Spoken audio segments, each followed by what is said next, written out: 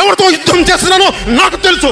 కులాల గణాంకాలు తీస్తారు, ఏ కులంలో ఎంతమంది ఉన్నారు, ఎవరికి ఓటేస్తారని గణాంకాలు తీస్తారు. కానీ ఇక్కడ ఉన్న యువతలో ఎంతమందికి ఏ ప్రతిభ దాక్కుని ఉంది, ఎంత సమర్థత దాక్కుని ఉంది, వారి ఆస్పిరేషన్లు ఏంటి, వారి ఆశలు ఏంటి, వారి ఆశయాలు ఏంటి, ఏ ఒక్కరని అడిగారా ఈ రోజు దాకా?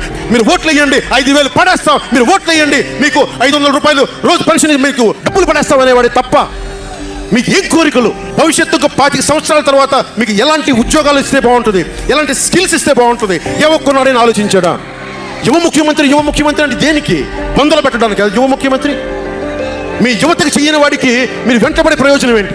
ఏమున్నాయి మన దగ్గర?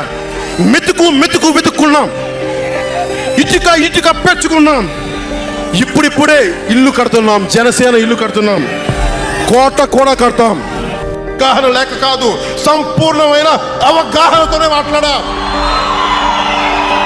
అవగాహన లేకుండా మాట్లాడతామా? ఏమి చదవకుండా వస్తామా? కానీ కాలం నేను ఒకరిని చెప్తే సరిపోదు, నిలబడాలి. నేను ప్రతిపాదించిన సిద్ధాంతాలకి నేనే నలిగి ఒళ్ళు చిట్ల కొట్టుకొని నిలబడి విజయం సాధించి 100% స్ట్రైకింగ్ రేటు కొడితే అప్పుడు ఈ సిద్ధాంతాలను నమ్ముతారు. అందుకని నేను నిలబడి చూపించాను. వీళ్ళు రౌడీలు అంటే వీళ్ళందరూ కర్ణాటకలో కావచ్చు, తమిళనాడులో కావచ్చు, లేదంటే ఒరిస్సాలో కావచ్చు, మహారాష్ట్రలో కావచ్చు, మీరు తెలంగాణలో కావచ్చు, మీరు వెళ్ళాలి అంటే మీరు పోరాటం మీరు చేయాలి. నేను దానికి కావాల్సిన సైద్ధాంతిక బలం ఇవ్వగలను, అవసరమైతే నా వనరులు కొంత ఇవ్వగలను మీకు.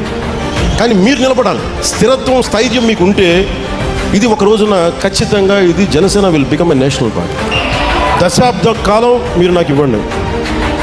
మిమ్మల్ని నాయకులుగా, దేశ నిర్మాణంలో మిమ్మల్ని కీలకమైన వ్యక్తులుగా చేసే బాధ్యత నేను తీసుకుంటాను.